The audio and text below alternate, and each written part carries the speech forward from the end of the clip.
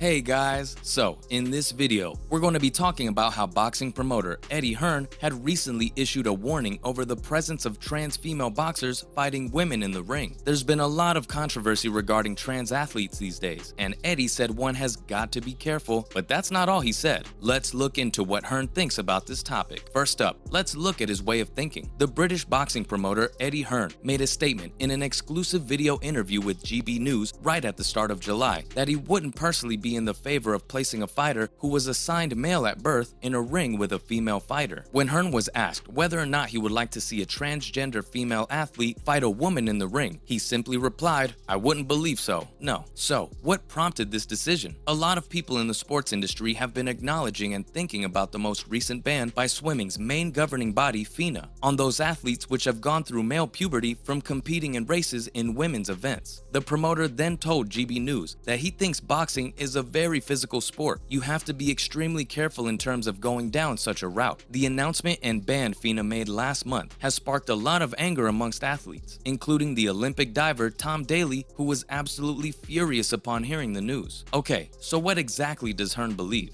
When he was talking ahead of the boxing match between Derek Chisora and Kubrat Pulev in London, Hearn had managed to open up about where he thinks boxing stands in the debate. He added later on in the interview that trans boxers in the ring with females is not an issue that needs to be overcome immediately, but it is something he thinks should be looked into very, very carefully and deeply. He thinks this is especially necessary when you are talking about contact sports or sports that may cause physical harm as well. Now, for the role of governing bodies, Eddie Hearn also stressed on the difference between the two sports, saying that the topic wasn't swimming and we're talking about a sport where you're going in and striking your opponent. However, isn't every combat sport fairly dangerous? It always involves the risk of getting hurt on the playing field. He adds that we should leave the rules about boxing and other contact sports to the authorities, considering that to be the safest option. Hearn added that governing bodies should and need to act accordingly, since the world will continue to evolve and change. With these changes, he thinks the rules should also adapt accordingly. Next up, Hearn comments on what he thinks should happen. He also said that ultimately, what should matter most is if the sport is safe and whether or not the sport is fair. He agrees that it's a case-by-case scenario and that the issue isn't something that has come into the sport yet. However, Hearn believes that if the issue does manage to infiltrate into boxing, the governing body should be present and quick to react to the situation. The main inclusion of trans athletes in high-performance sports has been, and still is, a highly controversial topic. FINA's new gender inclusion policy had been passed by a party of more than 70% of the member federations at an extraordinary congress that occurred during the World Championships held in Budapest. However, Eddie Hearn wasn't the only person with something to say. FINA's very own president, Hussein Al-Musallam, said that one of their roles as a governing body is to protect the rights of their athletes to compete, but also to make sure that they protect the competitive fairness at their events. He emphasized that this was especially applicable to the women's category at the FINA competitions. This major move proved to be bad news for some athletes. Due to this decision, Leah Thomas, the transgender female athlete who in March became the very first transgender swimmer to win a major U.S. national college title, will now prove to be ineligible to take part in the women's category with an immediate effect. We can only sympathize with how the swimmer feels considering how hard she worked to win the race. FINA's announcement had come 2 weeks after cycling's own governing body, the UCI, had voted to double the period of time before a rider transitioning from male to female can be eligible to compete. Well, we don't really know how to feel about this announcement, but we have that fair choices are made throughout, including those that protect the rights of trans athletes. Now, let's talk a bit about other related news. First up, Eddie Hearn's thoughts about Oscar De La Hoya's Canelo Bivol comments. Hearn isn't really bothered by Oscar De La Hoya's criticisms. Hearn's client Canelo Alvarez had failed to capture a WBA light heavyweight title back in May, losing a unanimous decision to Dimitri Bivol. It was a big setback for the athlete, for which De La Hoya put the blame entirely on Hearn. He called Hearn a character and added that he doesn't know the fight game for his decision of matching Canelo up against such a tough opponent. Hearn's opinion was that De La Hoya's comments comments said more about him as a promoter than it does about Hearn himself. Hearn adds that the thing about promoters is that they would much rather make fights easy for their clients since it would help them milk as much money for them as possible. One of Hearn's main points was, what sort of sport do we live in where we're criticizing fighters for taking a big challenge? And you know what? We agree. Hearn also added that he may be a promoter, but he is also a fan. He wishes the best for his clients, but he needs to ensure that the challenges are actually hard enough to encourage improvement and a good win. Either way, we hope to see some pretty good matchups soon. Next on the list, Hearn talks about the Gennady vs. Alvarez matchup. Hearn recently mentioned that the Gennady-Golovkin vs. Canelo Alvarez 3 fight is about 4 times bigger than the Errol Spence Jr. vs. Terence Crawford clash. While he agrees that boxing fans seem to view Spence vs. Crawford as a better fight in comparison to Canelo vs. Golovkin 3, it still won't be able to bring in as many pay-per-view buys. The issue that Spence and Crawford have is one which the more casual boxing fans haven't made themselves familiar with either. They haven't made quite enough noise in their respective careers when it comes to mainly promoting their matches. If Hearn proves to be right about the Spence vs. Crawford fight being much smaller than Canelo vs. Golovkin 3, they'll need to start coming up with more innovative ideas to market their fight once it's been signed. What else? Eddie Hearn also defended his decision to stage a rematch in Saudi Arabia. The Gulf country has recently faced accusations of human rights violations and is paying a huge amount just to host the event. Hearn had responded to the criticisms by saying that his job is only to provide the very best opportunities for the fighter. Hearn agrees that we all want to see a better place and more change, and he hopes this would promote that. Joshua, the 32-year-old fighter, competed in Saudi Arabia in 2019, where he beat Andy Ruiz in their rematch. He now plans to return to the country once more for the fight on the 20th of August, with his career currently at a crossroad. Hearn promoted Joshua and was the very first major UK promoter to stage a fight in Saudi Arabia, but has not returned ever since. Well, what were the accusations against? Amnesty International's Felix Jakins had described that the country has an appalling record on LGBTQ rights, female rights, extrajudicial killings, and etc. that they're trying to wash away with the sports event. Last up, Hearn wanted Chisora vs. Dillian Whyte next after the win over Pulev. Eddie Hearn said only recently that he preferred to have Derek Chisora go up against Dillian Whyte next instead of Deontay Wilder, following his 12-round split decision victory on Saturday night at the O2 Arena in London over Kubrat Pulev. Chisora had surprised his fans after the fight by telling them that he wanted to go up against the former WBC heavyweight champion Wilder in his next fight. Hearn quickly came into the ring and almost immediately backed away from the matchup by saying that it's a dangerous fight and he would much rather have Derek face the recently knocked out 35-year-old Whyte. Some of the other options for Chisora's next fight include Andy Ruiz Jr., Daniel Dubois, Luis Ortiz, and Joe Joyce. If Chisora is focused on the money instead, Joyce or Dubois would be better options than Ortiz or Ruiz. However, with how Chisora looked in his fight recently, he might not last long with any of them in the ring. That's a wrap for this video. What did you think of Hearn's opinion on trans boxers in the ring? Let us know in the comments below. Make sure to give this video a thumbs up and subscribe to our channel for more videos like this. See ya in the next one.